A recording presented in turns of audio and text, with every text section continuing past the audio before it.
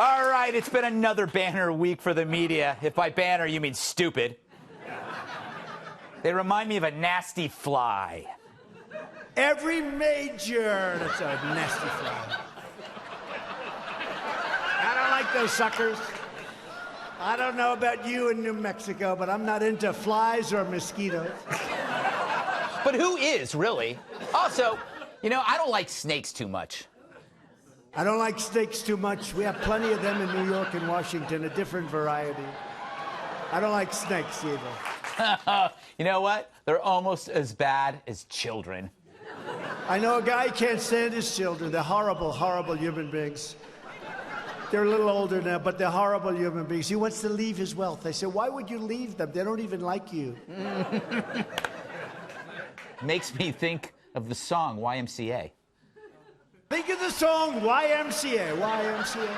Think of the song. We are, Mr. President, and why not everyone loves that song?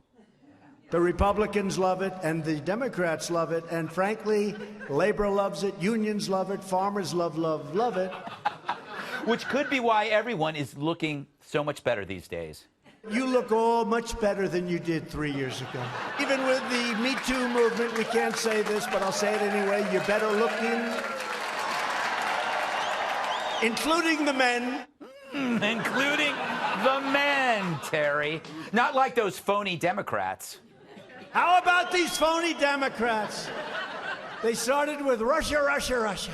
Then they went to race. Do you believe that one, race? Then they went to recession. There's going to be a recession. Oh, please let there be a recession, please. These are phony people, but that's okay. These are phony people, but that's okay. You know, when you think of it, I'm president, and they're not.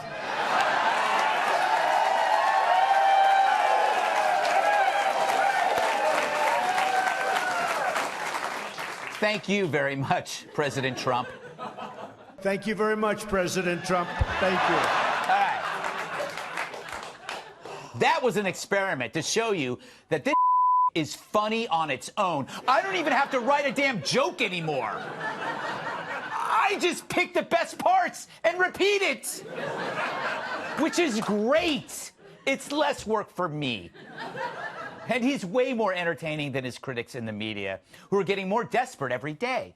Things are pretty good, but they need people to believe it's pretty bad. So what do? They frantically try to reanimate the Kavanaugh story, right? The New York Times ran an excerpt from a book in which an alleged incident of sexual abuse was documented. And then it was on every show and every network. Until, whoops, it was revealed that the Times, you know, they left out a key fact. The alleged victim had no recollection of any incident at all.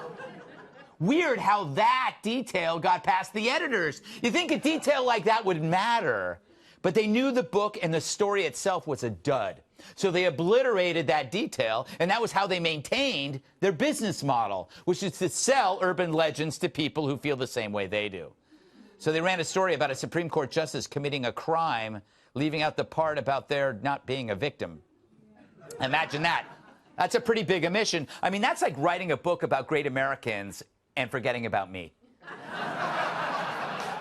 Yes, thank you. Thank you very much. But that wasn't the only mistake the media made this week. One day, they're pushing false stats on hate crimes, linking them to Trump rallies, which was then debunked by Reason magazine. Then on another day, they're running stories about Trump stealing pancakes in Scotland. I'm not kidding. That was an actual story. There was other crap, too, about Trump's family turmoil, but it all burned briefly and faded. No wonder the media tried to revive the Kavanaugh smear.